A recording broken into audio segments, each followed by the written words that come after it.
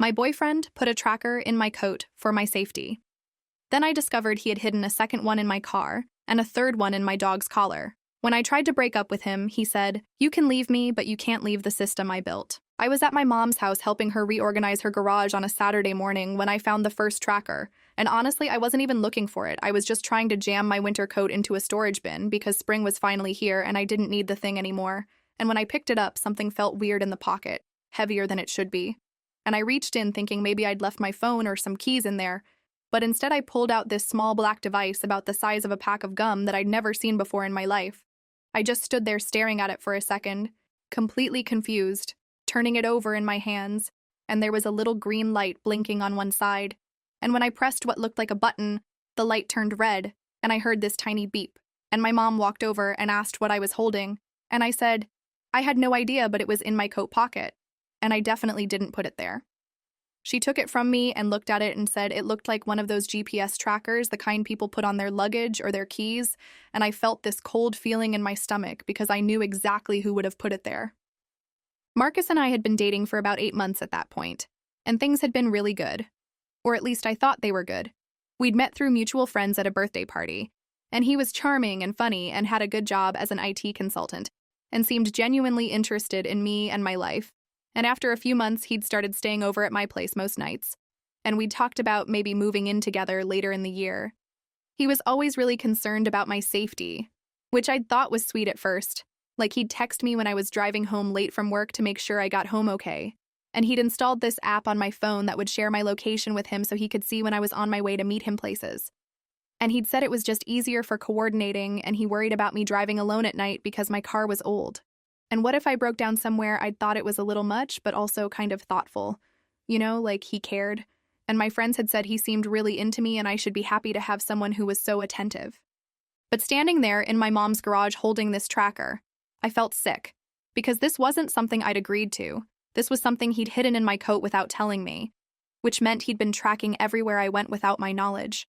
And when I really thought about it, I couldn't remember when I'd actually installed that location sharing app, or if he'd done it himself when I'd left my phone on the table while I was in the bathroom or something.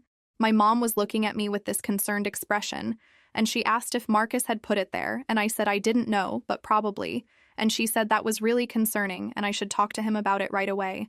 And I agreed, but part of me was already feeling this creeping sense of dread because if he'd hidden one tracker in my coat, where else had he put them? I drove home with the tracker sitting in my cup holder, and the whole way there I kept glancing at it like it was going to do something.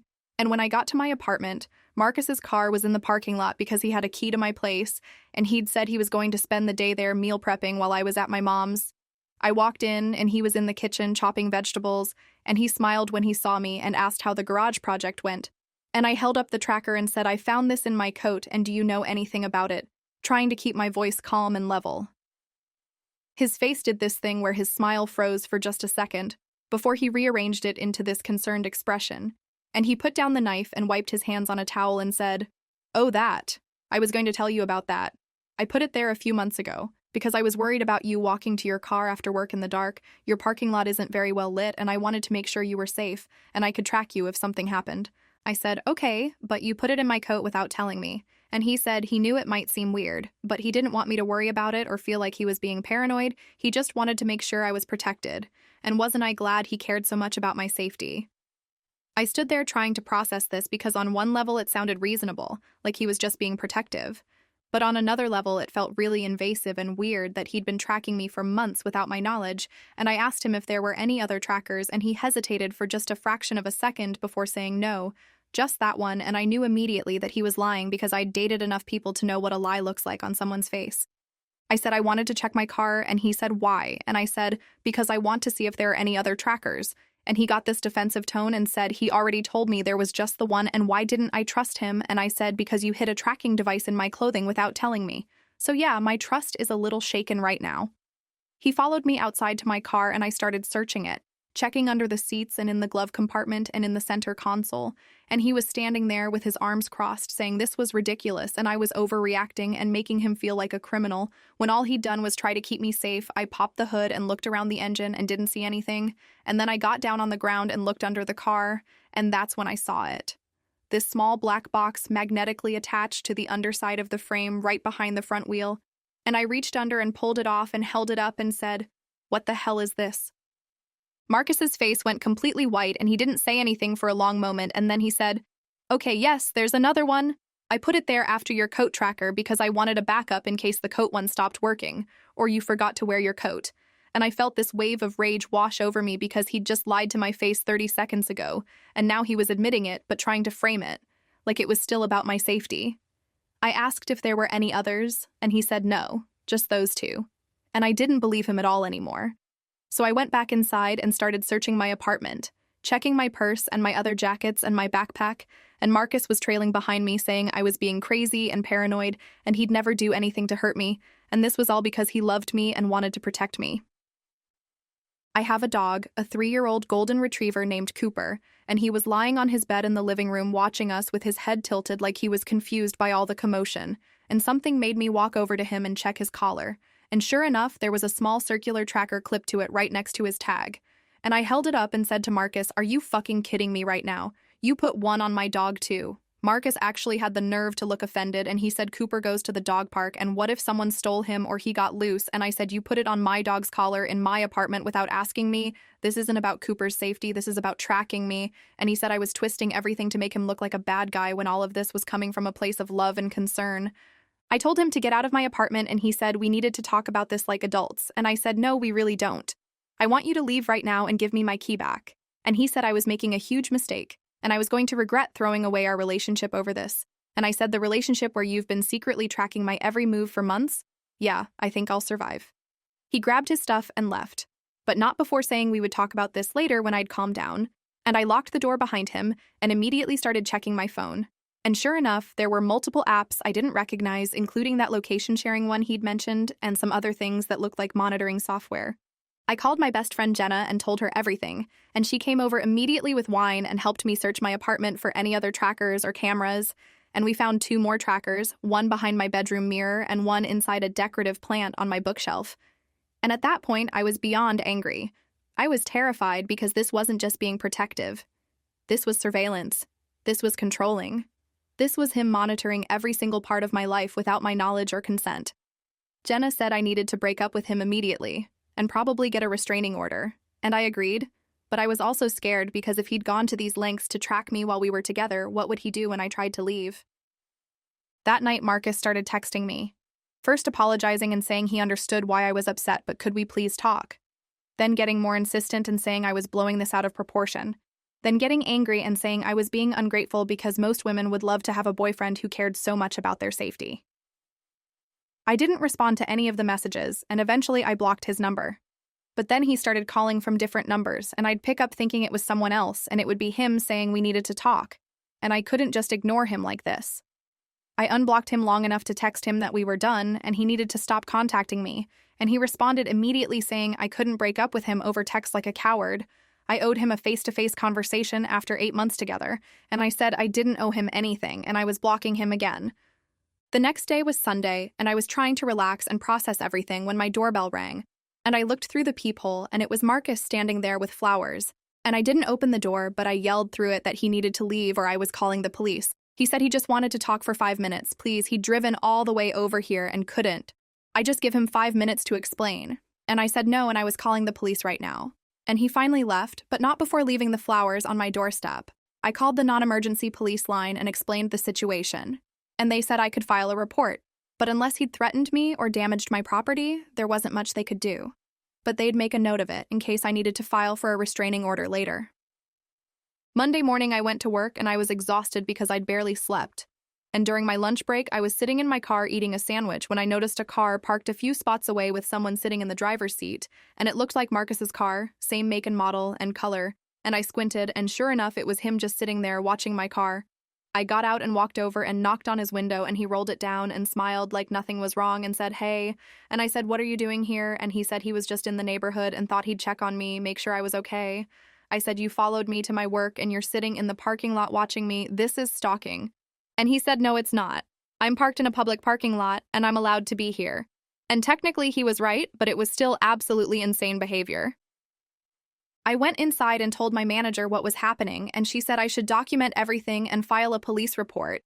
And she walked me to my car after work to make sure Marcus wasn't still there, and he wasn't. but I had this horrible feeling that he was somewhere nearby, watching.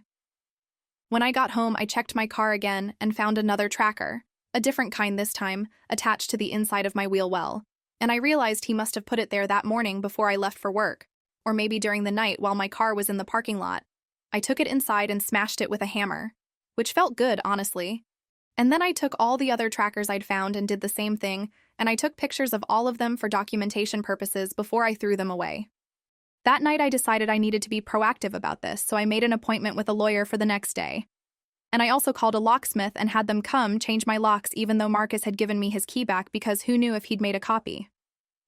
The locksmith was this older guy named Frank, and while he was working, he asked why I was changing the locks, and I gave him the very abbreviated version, and he said he'd seen this kind of thing before and I should get security cameras, and he actually gave me the number for a company that installed them and said to tell them he'd referred me for a discount, which was really nice of him. Tuesday, I met with the lawyer and brought all the smashed trackers and the screenshots from my phone showing all the monitoring apps Marcus had installed. And the lawyer's name was Patricia, and she was probably in her 50s and had this very no-nonsense attitude that I found really reassuring. She said this was clearly a case of stalking and harassment and possibly illegal surveillance depending on the specific laws in our state. And we could definitely get a restraining order, and I should also file a police report with all the evidence I had. And if Marcus violated the restraining order, he could be arrested. She said the fact that he'd installed monitoring software on my phone without my consent was particularly concerning because depending on what kind of software it was and what it was tracking, it could be a criminal offense, and I should take my phone to a tech expert to have it thoroughly cleaned and to document exactly what had been installed. I went from Patricia's office to a tech repair shop that she'd recommended, and the guy there was named David, and he was maybe mid-20s with a bunch of tattoos. And he seemed to take the whole situation very seriously, and he said it would take a couple hours to do a full diagnostic and removal of any monitoring software, but I could wait there or come back. I decided to go get coffee and come back. And when I did, he had this really grim expression on his face, and he showed me his computer screen, and there were at least 6 different monitoring programs on my phone, including keyloggers, and something that was recording my calls, and something that was taking screenshots of my screen at regular intervals, and he said this was pretty sophisticated stuff. Not just basic location tracking, and whoever installed it knew what they were doing, which made sense because Marcus worked in IT. David said he'd removed everything and done a factory reset, and I should change all my passwords immediately and enable 2-factor authentication on everything. And he'd documented everything he'd found and could provide a written report for my lawyer if I needed it. I asked him how much I owed him, and he said honestly, no charge. This kind of thing made him angry, and he was happy to help. But if I wanted to leave a good review online, that would be great. I almost cried because people had been so kind and helpful through this whole nightmare, and I left him the best review I could write and also sent Patricia the documentation he'd provided. That afternoon, I went to the police station and filed a formal report. And the officer I spoke with was a woman named Officer Chen, and she was incredibly professional and took everything I said seriously. And she said based on everything I was telling her and the evidence I had, this definitely constituted stalking and harassment and possibly violations of wiretapping laws. She said she'd file the report and forward it to the detective division, and I should keep documenting everything Marcus did and not respond to any of his attempts to contact me. And she also said I should be careful because sometimes when someone feels like they're losing control over someone else, they escalate, and I should trust my instincts and call 911 immediately if I felt unsafe. I left the police station feeling both better and worse. Better because I was taking action and building a case. Worse because Officer Chen's warning had scared me, and I was realizing that Marcus might not just accept that we were broken up and leave me alone. When I got home, there was a package on my doorstep, and for a second I thought maybe it was something I'd ordered online and forgotten about. But then I saw it didn't have any shipping label or return address, just my name written on it in handwriting I recognized as Marcus's. I did not want to open it, but I also needed to know what was in it for documentation purposes, so I took a video of myself opening it on my phone, and inside was a framed photo of the 2 of us from a trip we'd taken to the beach a few months ago, and there was a note that said, "Remember when things were good? We can get back to this. I love you. Please call me." I took pictures of everything and added it to my evidence folder, and then I texted Jenna a picture, and she responded with a bunch of angry emojis and said I should stay at her place for a few days until the restraining order went through, and honestly, that seemed like a good idea. I packed a bag and took Cooper and went to Jenna's apartment, which was across town, and Marcus didn't know where it was. And I felt safer there, but also angry that I'd been driven out of my own home by this situation.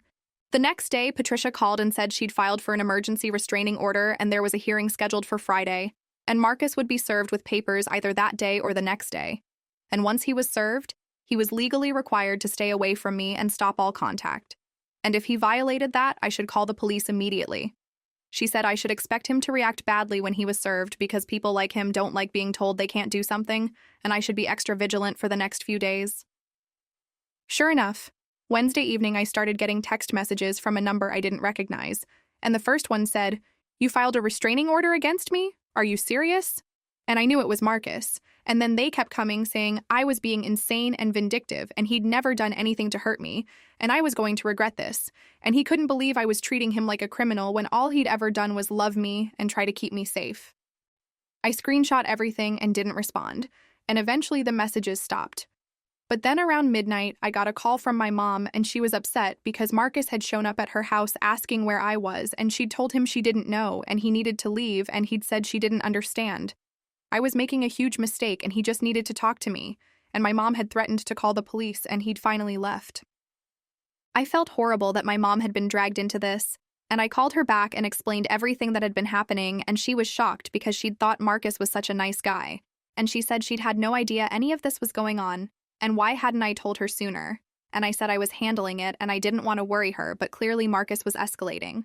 She said she was going to tell my dad and my brother, and they were going to be on alert in case Marcus showed up again, and I should let them know if I needed anything at all. Thursday morning, Patricia called and said the police had served Marcus with the restraining order papers the night before, and he'd apparently argued with the officers and claimed I was lying about everything and this was all a misunderstanding. But he'd been given the papers and explained the terms, and he'd signed acknowledging receipt. So as of that moment, he was legally required to stay at least 100 yards away from me and cease all contact. Patricia said the hearing was still scheduled for Friday morning, and I needed to be there to testify about everything that had happened. And Marcus would also be there, and would have the opportunity to respond, and the judge would decide whether to make the restraining order permanent. I was terrified about having to see Marcus in court, but I knew I had to do it, and Jenna said she'd come with me for support and would sit in the courtroom with me. That night, I tried to prepare what I was going to say, going over everything that had happened in chronological order, and I kept finding myself getting angry all over again, thinking about how he'd violated my privacy and my trust, and was now trying to make himself the victim. Friday morning came, and Jenna and I got to the courthouse early, and Patricia met us there and walked us through what was going to happen. And she said I should stick to the facts and stay calm even if Marcus said things that made me angry, and the judge would ask me questions, and then Marcus or his lawyer would have a chance to cross-examine me. We went into the courtroom, and Marcus was already there with a lawyer. This guy in an expensive suit who looked like he dealt with tech executives or something. And Marcus looked exhausted and angry, and when he saw me, he stared at me with this expression I couldn't quite read. Something between hurt and rage. The hearing started, and the judge was this older man named Judge Williams, who had clearly seen everything in his years on the bench, and he asked me to describe what had happened. And I went through the whole story, starting with finding the tracker in my coat, and everything that had followed. I showed him pictures of all the trackers I'd found, and the documentation from David about the monitoring software on my phone, and I explained about Marcus showing up at my work and at my mom's house and the messages he'd sent after being served with the papers. The judge asked me several questions about whether Marcus had ever physically threatened me or hurt me, and I said no, but his behavior was escalating and I was afraid of what he might do, and Officer Chen had warned me that these situations sometimes escalated when the person felt like they were losing control.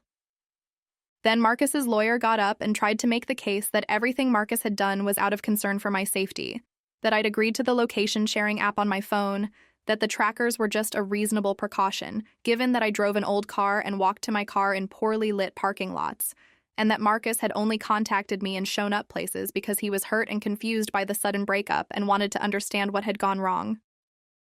The lawyer made it sound like I was the one overreacting and being unreasonable, and Marcus sat there nodding along, looking sad and wounded, and I wanted to scream. But then the judge asked Marcus directly whether he'd installed monitoring software on my phone without my knowledge or consent, and Marcus hesitated, and then said he'd installed location sharing with my permission and maybe some other security features, but he didn't remember exactly what. And the judge looked at the documentation from David and said this was clearly more than just location sharing. This was call recording and keystroke logging and screen capturing. And did Marcus really expect the court to believe I'd agreed to have my phone calls recorded and my passwords captured? Marcus said he didn't know that's what those programs did. He'd just installed some security software that someone at work had recommended, And the judge actually laughed and said Marcus worked in IT, so he was clearly sophisticated enough to understand what he was installing. The judge also asked Marcus why he'd hidden trackers in my coat and car and dog's collar without telling me, and why, if this was really about my safety, he'd felt the need to hide them rather than discussing it with me first, and Marcus said he'd thought I might say no, or think he was being overprotective, so he'd just done it to avoid an argument. The judge said that was essentially admitting he'd knowingly violated my privacy and autonomy because he'd decided his desire to track me was more important than my right to consent, and that was exactly the kind of controlling behavior that restraining orders were designed to address. Then the judge asked about Marcus showing up at my work and at my mother's house after I'd told him I didn't want to see him, and Marcus said he just wanted to talk and he didn't think that was unreasonable after an 8-month relationship, and the judge said but I'd clearly communicated I didn't want contact, and Marcus had ignored that, and Marcus said yes, but he thought if he could just explain I'd understand, and the judge said that was the problem. Marcus had decided his desire to talk to me was more important than my explicitly stated boundary. Judge Williams made the restraining order permanent and actually extended it to cover my workplace and my parents' house specifically. And he said if Marcus violated the order in any way, he'd be arrested and could face criminal charges. And he strongly suggested Marcus get some counseling to address his controlling behavior before he ended up in more serious legal trouble. Marcus looked completely shocked, like he genuinely thought the judge was going to side with him. And his lawyer whispered something to him, and Marcus just stood there staring at me like I'd betrayed him somehow. And I felt this mix of relief and validation and also residual fear because I knew this wasn't over. Not really. We left the courthouse and Patricia said I'd done great and the restraining order was solid, and I should keep documenting everything and call the police immediately if Marcus violated it, and she'd be available if I needed her for anything else. Jenna hugged me and said we should go get lunch and celebrate, and we went to this Italian place near her apartment, and I finally felt like I could breathe for the first time in a week. But that evening, while I was at Jenna's apartment, I got a call from an unknown number.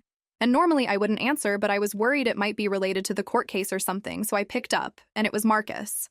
And he said, "You can leave me, but you can't leave the system I built." And then he hung up before I could respond. I immediately called Patricia, and she said to call the police and report it as a restraining order violation, and I did. And Officer Chen actually came to Jenna's apartment to take my statement, and she said they'd try to trace the call and document the violation. What Marcus had said kept replaying in my head.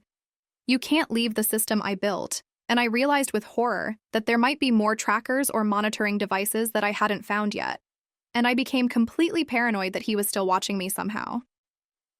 The next day, I hired a professional security consultant that Patricia recommended, this ex-military guy named Rick, who specialized in electronic surveillance detection, and he came to my apartment with all this equipment and swept the entire place. And he found 2 more trackers I'd missed, one inside my TV and one actually installed in my car's OBD port, which I didn't even know was possible. And he said this was one of the more sophisticated surveillance setups he'd seen outside of corporate espionage cases. Rick also checked my email accounts and social media and found that Marcus had installed tracking pixels in emails he'd sent me so he could tell when and where I opened them, and he'd somehow gained access to my Instagram account and was monitoring my DMs. And Rick said we needed to change every single password I had and assume Marcus had access to everything. We spent 4 hours going through my entire digital life and securing it, and Rick gave me a list of security recommendations, including getting a new phone number and a new email address and being very careful about what I posted on social media, and he also suggested I consider moving to a new apartment because Marcus knew where I lived, and even with the restraining order, that was a vulnerability. I reported the additional trackers to the police, and they added it to Marcus's file, and Officer Chen said the prosecutor was now looking at bringing criminal charges for stalking and illegal surveillance, and with the restraining order violation, they had a strong case. But she also echoed Rick's advice and said I should consider moving and changing my routines because determined stalkers could be very persistent. The whole thing felt so overwhelming and invasive and violating, like Marcus had taken every intimate detail of my life and turned it into data he could monitor and control. And I couldn't stop thinking about all the times I'd thought we were having private conversations, or I'd been alone in my apartment and he'd been watching and listening the whole time. I felt like I couldn't trust my own space or my own devices, and I started having panic attacks and trouble sleeping. And Jenna finally convinced me to see a therapist who specialized in trauma from domestic abuse. The therapist's name was Dr. Sarah, and she was wonderful, and she helped me understand that what Marcus had done was a form of intimate partner violence, even though he'd never physically hurt me, and the surveillance and stalking were about power and control, not about love or concern for my safety like he'd claimed.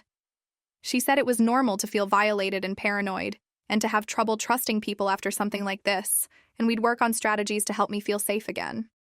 Over the next few weeks, Marcus violated the restraining order twice more, once by driving past my apartment slowly at night, which a neighbor witnessed and reported, and once by creating a fake social media account to try to contact me, which I screenshot and reported immediately.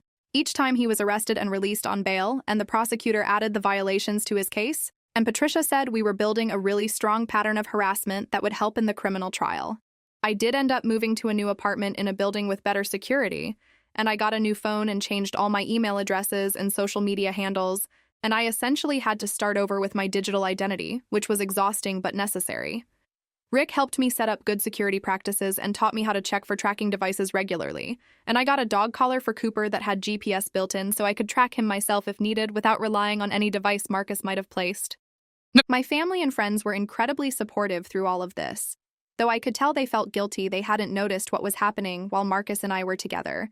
And my mom kept saying she wished I'd told her sooner, but she understood why I hadn't. My brother, who's a lawyer but in corporate law not criminal, had some pretty choice words about Marcus, and offered to represent me if I wanted to file a civil suit for damages, and I said I'd think about it, but honestly I just wanted to move on and not be tied to Marcus in any way. The criminal trial happened about 4 months after the initial restraining order hearing, and Marcus was charged with stalking, illegal surveillance, and multiple counts of violating a restraining order. His lawyer tried to get some of the charges dismissed, but the judge denied most of the motions, and we went to trial. I had to testify again about everything that had happened, and this time it was worse because Marcus's lawyer really went after me, trying to make it seem like I'd been okay with the tracking at first, and only got upset later, and suggesting that I'd known about the monitoring software on my phone, and implying that I was bitter about the breakup and exaggerating everything to hurt Marcus. But the prosecutor was excellent, and she brought in Rick to testify about the sophistication of the surveillance system Marcus had built, and David to testify about the monitoring software on my phone, and Officer Chen to testify about Marcus's escalating behavior and the restraining order violations, and several of my friends and family to testify about Marcus's controlling behavior they'd witnessed. The prosecutor also brought in an expert on domestic violence who explained how surveillance and stalking were forms of coercive control, and how Marcus's statement about the system I built indicated he viewed me as something he owned and controlled rather than as an autonomous person. The jury deliberated for less than 3 hours and found Marcus guilty on all counts, and sentencing was scheduled for a month later. At the sentencing hearing, the judge gave Marcus 2 years in prison plus 3 years probation, and as part of the probation terms, he was required to attend counseling for domestic abuse perpetrators and was prohibited from contacting me in any way, and the restraining order was extended for the full 5 years of his sentence plus probation. The judge said Marcus's behavior had been calculated and egregious and showed a disturbing level of premeditation and control, and the community needed to be protected from that kind of predatory behavior. I won't lie. Watching Marcus get sentenced to actual prison time was satisfying in a way I'd never experienced before. Like all the fear and anger and violation I'd felt was finally being validated and addressed by the system. His parents were in the courtroom and they were crying, and his mom gave me this horrible look like this was somehow my fault. And I just stared back at her and thought about how she'd probably known what kind of person her son was and had never done anything about it. After the sentencing, I felt this weird mix of relief and emptiness. Like I'd been running on adrenaline and anger for months, and now it was over and I didn't know what to do with myself. Dr. Sarah said that was normal, and we'd work on rebuilding my life and my sense of safety, and it would take time, but I would get there. She was right. It did take time. Months, actually, before I felt like I could relax and trust that Marcus wasn't watching me anymore, and even now, more than a year later, I still sometimes get paranoid and check my car for trackers or worry that someone is following me. I did end up filing a civil suit against Marcus with my brother's help, and we settled out of court for an amount I can't disclose because of the settlement agreement, but it was enough to cover all my legal fees and therapy costs and moving expenses, and then some Marcus's parents paid the settlement because he obviously didn't have any money while he was in prison, and I think they were just desperate to make the whole thing go away and protect whatever was left of their family's reputation. I'm in a much better place now, living in my secure apartment with Cooper, who is completely oblivious to all the drama he was unwittingly part of. And I'm dating again, though I'm very careful and maybe overly cautious about red flags, and I've learned to trust my instincts in a way I didn't before. My friends joke that I'm the most security-conscious person they know, And they're probably right. But after what I went through, I'd rather be paranoid than vulnerable. The thing that still gets me sometimes is thinking about all those months with Marcus where I thought everything was fine, where I thought he was just being caring and protective. And the whole time he was building this elaborate system to monitor and control me, and I had no idea. It makes me question my own judgment and wonder what I missed or what I should have seen. Even though Dr. Sarah says that's not productive, and I shouldn't blame myself for being manipulated by someone who was intentionally deceptive. She's right. I know she's right. But it's still hard not to feel stupid sometimes for not realizing what was happening sooner. I've also become kind of an accidental activist about digital privacy and intimate partner surveillance, because apparently my case got some media attention after Marcus's sentencing, and a journalist reached out to interview me, and I agreed because I thought if my story could help other people recognize these red flags, it would be worth it. The article went viral, and I started getting messages from other people, mostly women, who'd experienced similar things or were currently experiencing them and didn't know what to do. And I ended up connecting with an organization that helps domestic violence survivors with tech safety, and now I volunteer with them sometimes, helping people secure their devices and check for surveillance. It's weird to think that something so horrible and violating has turned into something meaningful where I can help other people, and I don't want to be too philosophical about it or act like the trauma was worth it for the growth or whatever, because it wasn't. I would rather none of this had happened, but at least something good has come from it. And every time I help someone find a hidden tracker or clean monitoring software off their phone, I feel like I'm taking power back from Marcus and people like him, and that feels good. Really good, actually. Marcus is supposed to get out of prison next year. And honestly, I'm dreading it because even with the restraining order and the probation terms, I'm worried he'll find a way to contact me or track me or mess with my life again. And that fear is something I live with every day. But I'm also not the same person I was when this started. I'm stronger and more aware, and I have better boundaries and support systems. And I know what signs to watch for and what steps to take if he does try anything.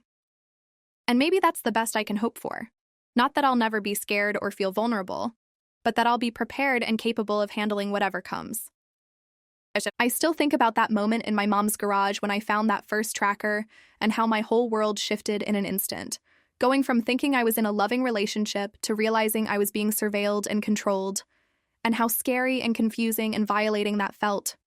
But I also think about everything I've learned and all the people I've helped, and how I've rebuilt my life into something that feels authentically mine in a way it didn't before, and I'm proud of that, even though I wish I'd never had to go through this to get here. And I hope that anyone reading this who sees themselves in my story knows that it's not normal, it's not love, and you deserve better. And there are people and resources that can help you get out and get safe. You just have to take that first step, as terrifying as it might be, and trust that there's a life waiting for you on the other side where you're not being watched and monitored and controlled, where you're just free to be yourself. And that freedom, once you have it back, is everything.